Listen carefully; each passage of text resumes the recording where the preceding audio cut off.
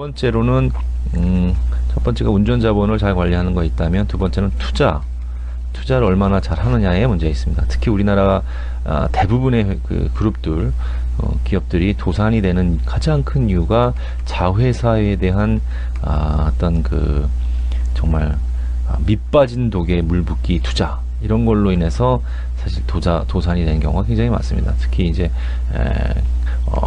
뭐라 그럴까, 연대보증 이런 걸 통해서 현금은 실질적으로 나가지 않았는데 나중에 결국 우리 돈이 나가야 되는, 자회사가 다 쓴 건데 자회사가 그 도산이 되지 않도록 그 은행이 이제 연대보증을 세우고 결국 우리 회사, 모 회사의 돈이 나갈 수밖에 없는 구조로 만들어 놓았을 때, 이런 것들을 관리를 제대로 하지 않으면 실질적으로 이제 부도로 이어질 수도 있습니다. 특히 이제 건설사의 경우에 PF, 그죠? PF, 죄송합니다. 프로젝트 파이낸싱 같은 경우가, 예를 들어서 저희 북에는 전혀 잡히지 않습니다.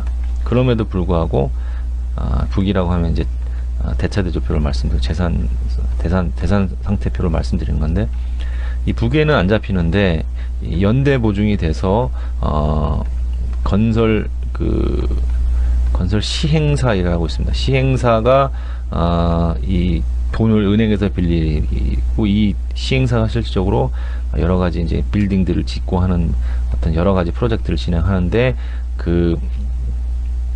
거기에 대한 이제 연대 보증을 이제 시켜주면서, 사실 이제 여기가 이제 시행사들이 굉장히 많이 부도가 나죠.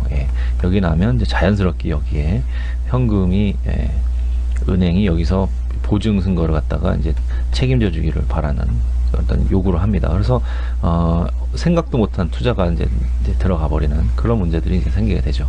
그래서 이 두 가지 관리를 제대로 하지 않았을 때 결국은 현금 흐름이 마이너스 되고, 더 이상 그 부채나 작은 자본 조달이 되지 않게 돼서 부도가 납니다. 자, 그렇다면 그 투자가 입장에서는 이제 그 회사가 얼마나 그런 기본적인 관리들을 제대로 하고 있는지를 어떻게 알겠습니까? 유동성 관리를 특히 어떻게 하면 잘하고 있는지.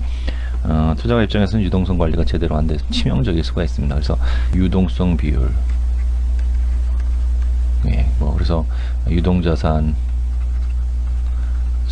뭐 유동유체로 나눈다든가, 그래서 이게 뭐 1보다 크거나 이런 거 보지 않습니까? 그죠? 그래서 유동부채라고 하면은 이제 당장에 나갈 돈들, 갚아야 될 돈들이 유동자산들 통해서 제대로 갚아질 수 있는지, 뭐 이런 것들 보는 거고, 채입 차입금 비율 특히 많이 보죠.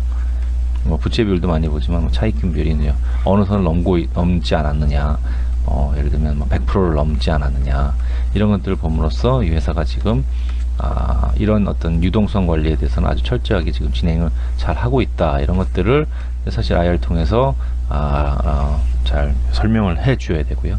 우리가 이제 유동성 비율이나 이런 차입금 비율들을 향후에 어떻게 관리를 하고 어떤 목표를 가지고 가져갈 것이냐, 예를 들면 우리의 궁극적인 목적은 뭐 50편대를 예를 들면 유동성 비율은 2배를 뭐 유지하는 거다, 아니면 또 뭐 차입금 비율 같은 거는 뭐 50%를 넘지 않는 것, 뭐 이렇게, 아니면 또 지금 현재 100%라면 향후에 어떤 방법을 통해서 50%까지 내리겠다, 이런 것들에 대한 비저빌리티, 향후의 어떤 모습들을 설명해주는 것이 이제 또 IR의 역할이기도 합니다. 그래서 투자가들이 이런 부분에 대해서 이제 우려하지 않고 회사에 대한 투자를 계속해서 해갈 수 있도록 하는